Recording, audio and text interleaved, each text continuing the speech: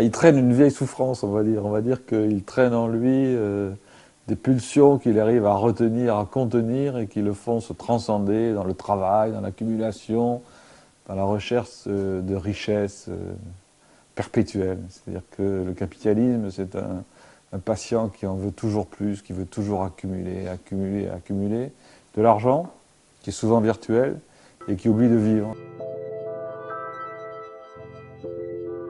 Il fonctionne un petit peu sur le mode de la servitude volontaire, c'est-à-dire qu'il s'oblige à travailler, d'être de plus en plus productif, avoir une technique de plus en plus forte qui lui permet de gagner du temps. C'est ça, hein, le capitalisme, c'est toujours une course perpétuelle sur le temps.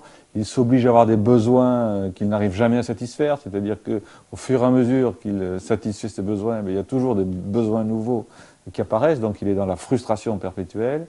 Et au bout du compte, il sait qu'il sera l'homme le plus riche du cimetière, c'est-à-dire qu'il accumule pour accumuler, quoi, mais sans jouir vraiment de cette accumulation. Et là, il y a eu une dernière période de folie, c'est-à-dire que depuis 20 ans, il est allé dans une hubris, dans une démesure de l'argent, de la cupidité extraordinaire.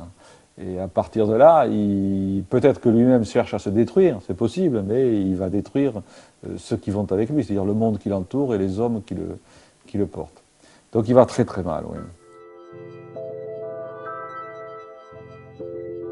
Je crois qu'il y a une crise intellectuelle énorme, c'est-à-dire qu'on ne sait plus expliquer.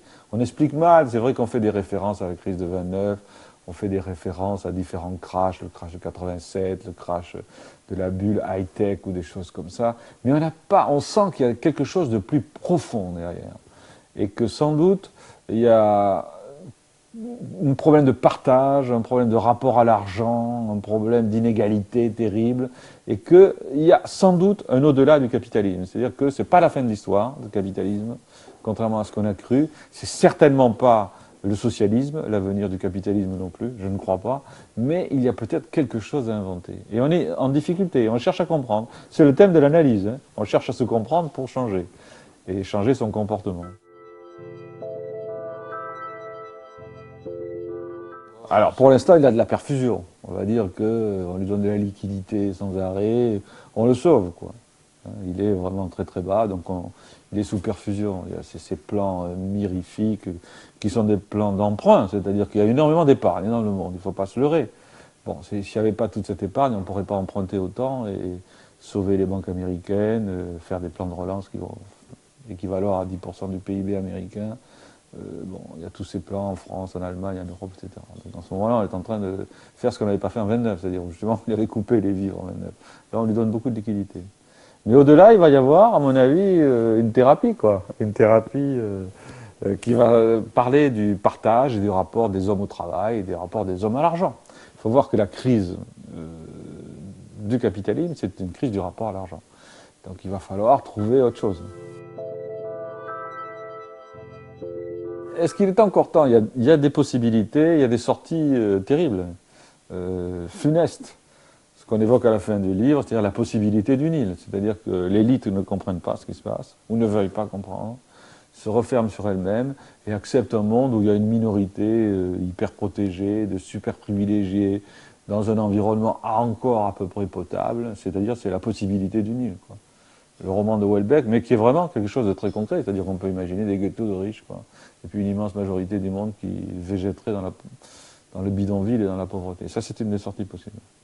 Il y a la deuxième sortie qui serait une sortie plus, comment dire, plus révolutionnaire, mais au bon sens du terme, c'est-à-dire qu'une partie de l'élite comprendrait qu'il faut changer les choses, donner un nouveau contenu au capitalisme et à la croissance. C'est un peu Obama, si vous voulez. Ça, c'est la sortie Obama. C'est-à-dire, il dit, bon, ben, je vais faire une sortie par l'économie verte, par une économie apaisée, une économie non plus de la démesure, du gaspillage, mais quelque chose qui permette aux gens de vivre de façon apaisée, en relation apaisée avec la nature. Ce serait la sortie économico-écologique.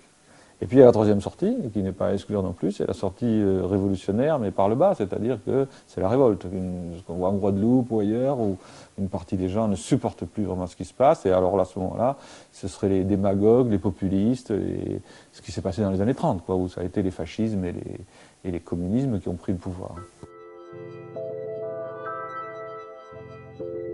Il y a un nouveau modèle à créer, hein, un modèle de coopération qui va se substituer au modèle de l'égoïsme et du chacun pour soi, du selfishness, quoi, qui va se créer, qui est à créer.